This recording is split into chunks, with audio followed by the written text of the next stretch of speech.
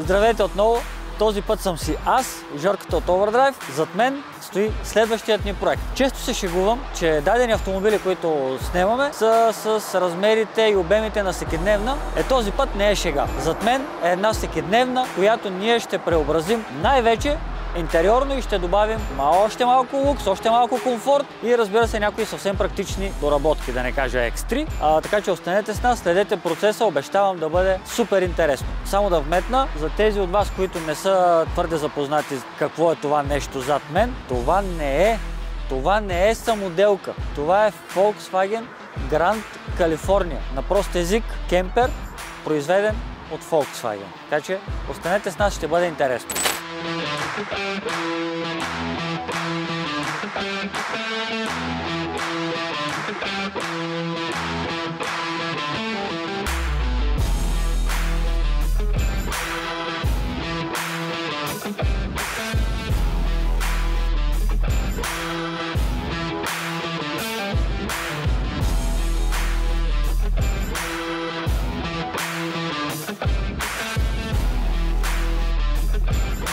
Здравейте на всички! Това е новия ни проект. Той и в преносния, и в буквалния смисъл на думата е голям.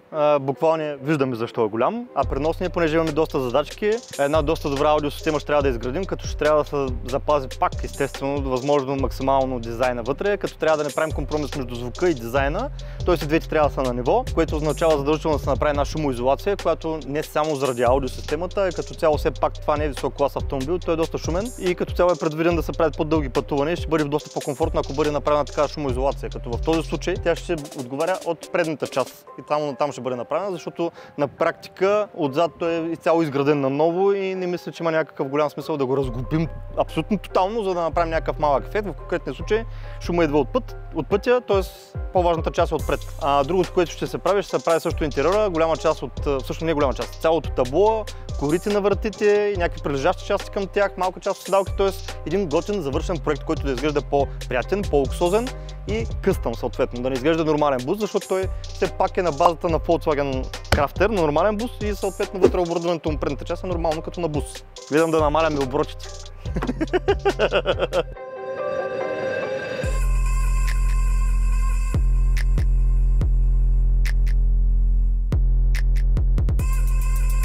Така нещо виждаш, защото аз слънце нищо не виждам. Шумоизолацията, да кажем, че на 80% е готова, т.е. трудната част от нея е пълното разглабяне на всичко, направена е изолацията и я върната обратно пода, за да може да продължим да работим по другите задачи в този автомобил. Нещо интересно, понеже за качествен звук винаги се изисква да имаш субвуфер. Само че в конкретния случай има само една опция в този автомобил и това се намират кутиите под седалките. Но понеже пък той е преработен, тези кухини вече са използвани за допълнителни модули, свързани с всички удобства отзад. И в този случай ще направим нещо доста различно и екстравагантно. Оригиналният говорител, който представлява ето това, защото оригиналната система е изключително семпла, все пак това е бус, не е идеята да е някакъв комфортен, камо ли аудиосистема да има. Представлява два такива говорителя във вратите и два малки високочастотни, които се намират в основните А-гради. Какво правим? Ще се постараем повече с изолацията във вратата и освен това после ще обясня какво прави това бялото тук и каква е основната му цел, като тя не е една, са няколко. И ще направим следното нещо.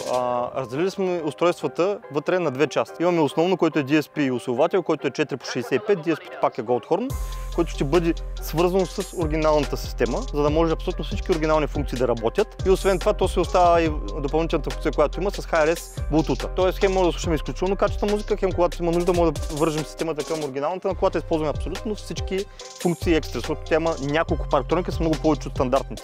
А те работят през оригиналната аудиосистема и т.е. винаги, когато има нужда да се използва, ще бъде използваем така, към аудиосистемата. Това е оригиналният битбас, който съответно много ниски честоти няма. Първо, вратата е огромна, второ, тя е много далече от някакви... Драгана Милко ще си записал новия албум. Кой? Драгана. Драгана. Аз мисля, че Криско.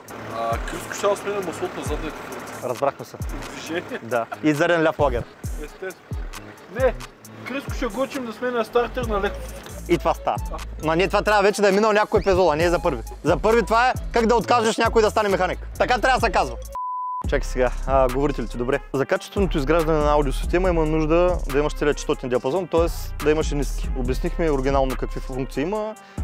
Единственият aftermarket, който се продава на няколко марки, е тая кухина под седалката, която в този случай не може да я ползваме заради ексите. И какво ще направим? Това оригиналният говорител ще го заместим с нещо значително по-голямо и като мембрана, и като мощности, и като магнити, и като всичко. За съжаление, той е доста по-голям и ще трябва да направим много леки преправяния, за да го съберем. Каква е идеята? С по-големия размер, по-голямата мощност и по-голямата мембрана, съответно ще слезем много по-ниско и поради това изолацията е доста по-сериозна, а оригинално това бялото ние сме го изработили. Оригинално тук има една, то не е и дори кора, една много лека част. По-старите автомобили ползваха едни найлони.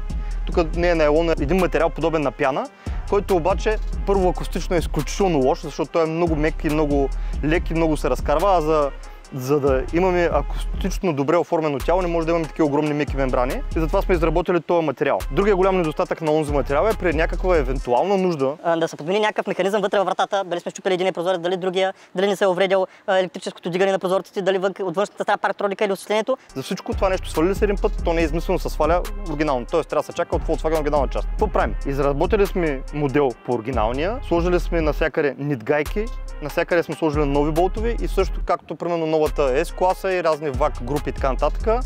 Това е абсолютно нормално направено, така че да може да се свали, да се направи каквото има нужда като ревизия, съответно да помогне много на акустиката и да се върне. И не е нужно да се сменя по никакъв начин. Да, доста е трудоемко, но това е най-добрият вариант, който може да направим сега. Освен това, понеже тук също и нашата пост, въпреки че е много по-твърдо от оригиналното нещо, е много голяма, отвътре има много оребряване. После ще ви покажем. Защо още отвънка няма? Защото когато правим тапицерията на таблото и корите, ще се наложи да разглобим самите кори, защото ще им правим и амбиентно осветление и тогава ще видим максималното разстояние, което ми се пада между допълнителната кора и оригиналната, за да направя възможно най-доброто оребрение. Защото освен функционалност, трябва да може и нормално да се затвори кората и за да може да действаме. Така че за сега това е развитието. Ще продължим в следващия епизод с вече новите работи. Ask me how I did it, I'm telling them grace. Ask me how I'm living, I'm telling them great. Ask me how I did it, I'm telling them grace. Ask me how I'm living, I'm telling them great. New me, no time to waste. Look at me, you see I don't play. I keep running on out of shape. Need a hero, go find a cake. New me, no time to waste. Look at me, you see I don't play. I keep running on out of shape. Need a hero, go find a cake. Hey, no need for the B-roll. I was masked up and no hero. Breakfast in the morning, it was cereal and an E-bro. That boy keep going in, I can't let it go, but get lethal. Watch how I'm showing it from JFK down to Heathrow again. I gotta keep going and I beat the Rico again. I'm going beast mode again, keep flowing and keep knowing that I've arrived and keep blowing it. Five aside that ball's going in, man, each time I never blow it. I'm in my prime.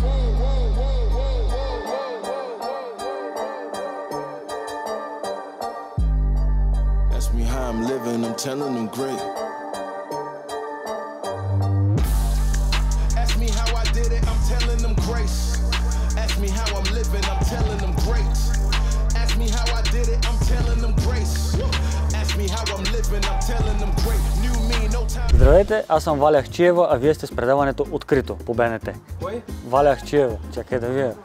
Предаването Открито от 94-та година. 94-та бе. Сега ще ми изгъм телефона.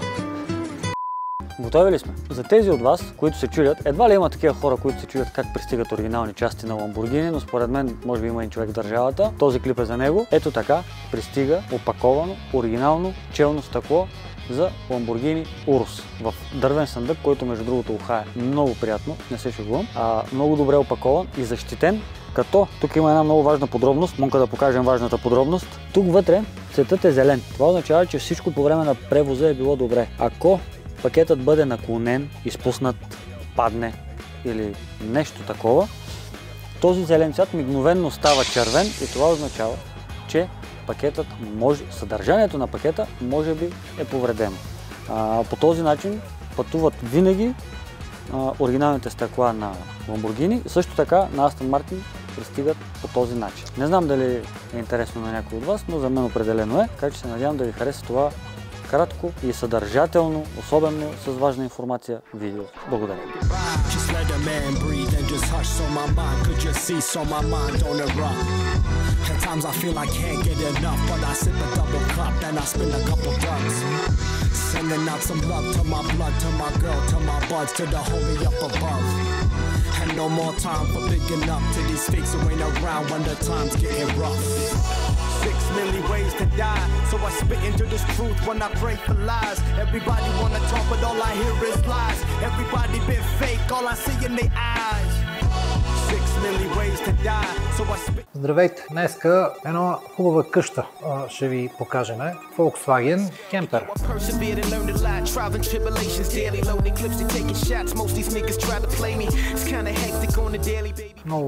Много така приятен и интересен, но от моята гледна точка, а тя е какво има под капака, можем да намерим 2 литров турбодизел от последното поколение на Volkswagen. Двигателят е 150 конски сили с контролен блок за управление Delphi DCM 6.2. Доста е разпространен, не се слага само в бусовете, има го в леките коли доста често. Да ви покажа графика, този път не е възможно, поради простата причина, че кемперът е толкова дълъг, че той просто физически не може да се събере на диностенда. Затова предприехме един друг метод и това е математическата калкулация, която много често върши работа в това, което правиме. Без математика не може, няма как. Нищо, че не ви се учи, всички знаем, математиката е много полезно нещо.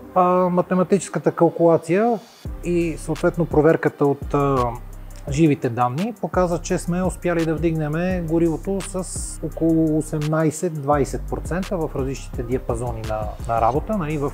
Говорим за оборотния диапазон на колата и това автоматически може да се предположи, че е много близо до процентното повишение на мощността, тъй като долу-горе това наблюдаваме всеки път и на диностенда, като премериме дадена кола. Този двигател е 150 конски сили и 340 Нм с добавеното гориво, което има към него. Съответно проверили сме дали го изгаря ефикасно. Да, нещата са окей. Това би трябвало да означава приблизително между 180 и 185 конски сили, 150, и въртящия момент би трябвало да е пораснал от 340 заводски нютон-метра, би трябвало да е 410, 15, може би предполагаме нещо такова, или поне това казва математиката. За съжаление, както казах, не можем да го премерим, така че ще останете с това, което ви казвам, и ще го караме на доверие този път. За съжаление. Доверие, но то си е проверено в диагностиката, така че колко да е доверие. Хубав ден!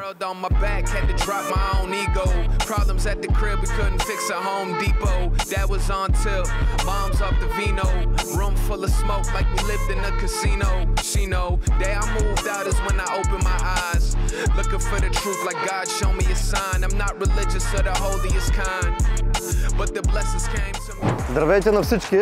Вече е готов нашия проект, който и буквално и в преносния смисъл на думата е голям проект, голям като задачи и голям и физически. Буквално в халето влиза на ето толкова, на 2 см, да сме на кантар, да се удари в тавана, но за наш късмет успя да влезе. Отвън има много малко промени по него. Основното, което направихме различно, е новите дневни светлини, които са изцяло светодиодни, с 3 различни функции. Това е по желание на клиента, като са преработени средните части на решетката. Има специално произведени на 3D принтер преходни пластмаси, за да може да спазим доколкото се може самия релеф на решетката. И другото, което също, ако не ви кажем, почти не е видимо, има много леки добавки по арките на калниците, за да има още по-добър офроуд вид целият автомобил. Сега по-голямата част и по-интересните работи са вътре. Нека ви покажем какво сме направили. По-интересната част от преработките, които направихме, също са интериора, като са няколко основни неща, по желание естествено на клиента. Имаме една пълна шумоизолация на предния отсек. Задната част на кемпера не сме разглобявали, понеже не е имало такова желание. Идеята е, когато се пътува, да бъде по-тих, т.е. по-комфортен като цяло. Освен това, изработихме една изключителна аудиосистема, която имаше заданието да изглежда възможно най-много до фабричната визуално и в това време да свири възможно най-добре, заради пак същата причина с комфорта в движение. Тук имахме друг интересен проблем, понеже няма място много, което трябва да заемаме, т.е. не ни е дадено такова място от собственика. За да постигнем изключително ниски честоти, всъщност няма субвуфер, а има два огромни говорител във вратите. Вратите са доста обработени сериозно в тази посока, за да може това да се получи. Това са магнезиеви елипси 6 на 9 инча. Това е всъщност най-голямото, което можехме да съберем чисто механично. Само това сме се ограничали. Все пак преработките стигат до едно състояние, в което електрическия механизъм на ел стъклото просто на ограничава, няма на къде повече да ходим. Като всичко друго вече е изнесено на основните горе гради и сме се постарали много, изключително много с дизайна и сме спазали абсолютно всички оригинални ръбови, оригинални стойки и до каквато степен са може оригиналните състояния на оригиналните говорители. Сега тя реално погледнато това е бус. Неговата аудиосистема е изключително семпла, изключително базова и т.е. много зле звучаща. Тази е много класна на всякаква нормално аудио, което може да направим. Като тук сме се постарали с качествени елементи. Освен това сме сложили един от по-новите варианти на Goldhorn DSP процесори, които имат вградени усилватели.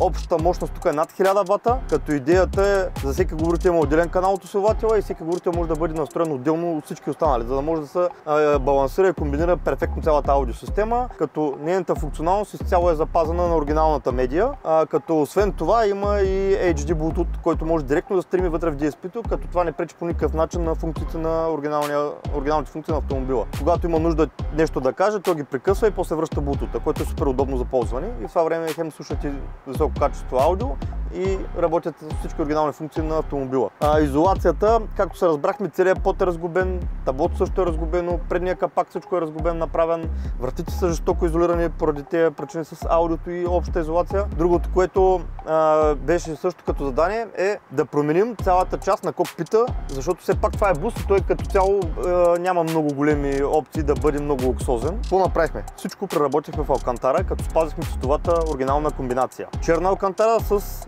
сива алкантара. Като оригинално просто са пластмаси, няма никаква алкантара. И освен това, основният детайл по цялата дължина на таблото го направихме пиано лак, който на всичкото отгоре не е направен дори да се разглобява, камо ли да се прави пиано лак. И това си беше предизвикателство, но крайният ефект е перфектен. Сега, тук имаме още една по-интересна задача от собственика. Той желаеше да има доста амбиентни осветления и по възможност да бъдат RGB и освен това да може да ги управлява от телефона си, т.е. да може с някакво приложение да ги контролира. Всички тези неща, които поиска от нас, са направени. Във въпросните лайсни, които са преработени с пиано лаците, в долната им част при разглобяването е отнет много малка част от материала и вътре е вграден въпросния RGB light, за да може да се амбиентно леко да осветява целият автомобил, като имаме общо взето два реда в цялата кола. Единият горе е основен, който е по лайсните и един долу, който е на пасажира и шофьора в краката и в долната част на самите врати, защото те самите врати имат няколко джоба. Тоест всички джобове са осветени, цялата интериорна лайсна е осветена и на пасажира и шофьора краката са осветени. Като всичко е RGB, всичко е управляемо, всичко може да се контролира и от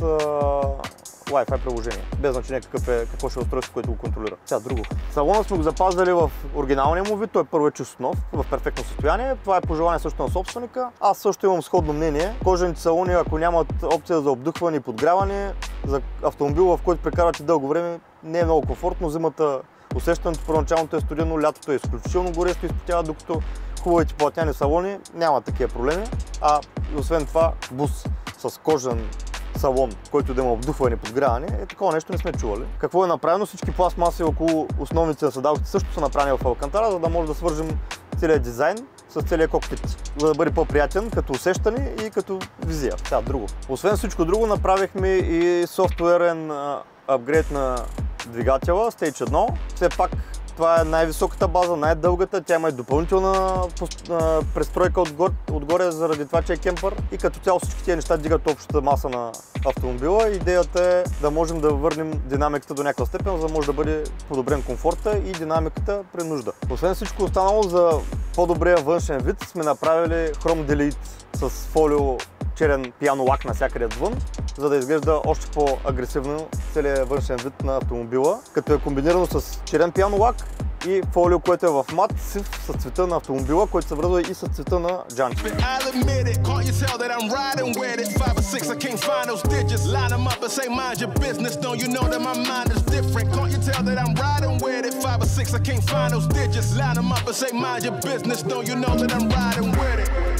I'm riding with it. You can't see the size, ain't norm. I ain't reached my final form. I gotta teach inside the storm. I gotta reach inside it. No, I don't need beside him. By and large, I don't preach no violence. Right feet right beside him. I am calm. I am different. I enlisted. Fired up but not find the mischief. I am one to find time and listen. Lighten up the entire district.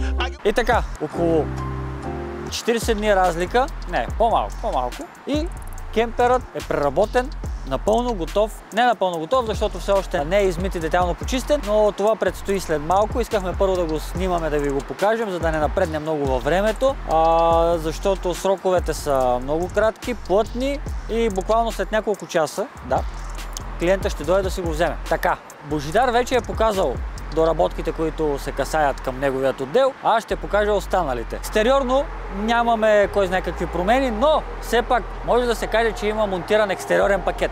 Това е много в кръга на шегата. Монтирахме ето тези допълнителни пластмасови уширения, вежди лайсни за калниците, тъй като джантите, той се пристигна с тези джанти, както виждате не са оригиналните, малко по-изнесени са и гумата излизаше малко извън калника, но сега, благодарение на тази допълнителна лайсна вежда, нещата си идват съвсем на място и изглежда много по-добре, много по-красиво и естетически издържано. И направо нека се насочим към интериора, защото там са основните доработки. Така, Божидар вече ви е разказал за корите на вратите, които са тапицирани в два цвята. Алкантара, светло-сива и черна, както и добавения мокет вътре в джобовете на вратите, новата озвучителна система. Искам само да добавя, че тези неща за нас са голямо предизвикателство, защото въпреки, че това е Гранд Калифорния и струва колкото чисто нов S-клас, нали, това изобщо не е в кръга на шегата, точно толкова струва. На първо място това си остава един микробус Volkswagen Crafter, който е далеч от комфорта и лукса и дразнещите паразитни шумове, които издават абсолютно всички пластмасови детайли в купето. Нали, все пак това е микробус, който е създаден, говоря за крафтера, да върши работа, да служи вярно. В този случай е създаден да пренесе дома там, където искате вие. Така че, на пръв поглед нещата изглеждат много прости и много малки. Някой ще си каже, тапицирали са две врати, тапицирали са едно табло и са боядисали една лайсна. Да, така е. Но, за да се тапицират тези неща, които са пластмаси, отливка и нямат предвидени никакви луфтове, защото все пак алкантарата, колкото и да е тънка, тя има нужда от малък луфт, за да застане както трябва. Предизвикателството наистина е доста сериозно. Справихме се, разбира се, отлично, няма нужда да го коментираме, но само това исках да обърна внимание, че въпреки солидната цена и супер готината идея, да не забравяме, че това е един микробус Volkswagen Crafter, който е далеч от лукса, комфорта и тишината, които вече са много по-близо. С добавянето на алкантарата не само автомобила изглежда по-добре, нещата стават съвсем различни от гледна точка на паразитните шумове и дребни скърцания, които се получават, когато се търка желязото в пластмасата, което няма как да се избегне по нашите родни пътища, за съжаление. Вече тези паразитни шумове ги няма. Допълнително това е допълнителна шумоизолация на допълнителната шумоизолация, за която Божидар се е погрижил. При таблото нещата стоят по абсолютно същия начин, тъй като тези въздуховоди, за да застанат толкова плътно, добре и красиво, не е въпрос на 5 минути демонтаж-монтажни операции и едно тапициране с алкантара. Повярвайте, тук за това нещо се крие много труд, наистина много труд. Тази лайсна в оригиналния си вид, който е карал крафтер или се е возил в крафтер, знае колко е отвратителна. Извинявам се на Volkswagen, но това е една лайсна, която е с същата структура като на тези Шегрен предпазни пластмаси. Мисля, че разликата е видима между Шегрен предпазна пластмаса и една интериорна лайсна, изпълнена в черен пианолак. Така че работата е свършена, резултатът наистина според нас е перфектен. Все пак най-важното мнение и единственото важно по-скоро е на клиента. Ще го разберем съвсем скоро. Ако обичате, не ме безпокойте, аз имам бира за пиене. Шегувам се. Ако клипът ви е харесал, знаете какво да правите. Харесвайте, коментирайте, споделяйте, разбира се. Дето се казва, за вас го правим. И заради вас. Само заради вас.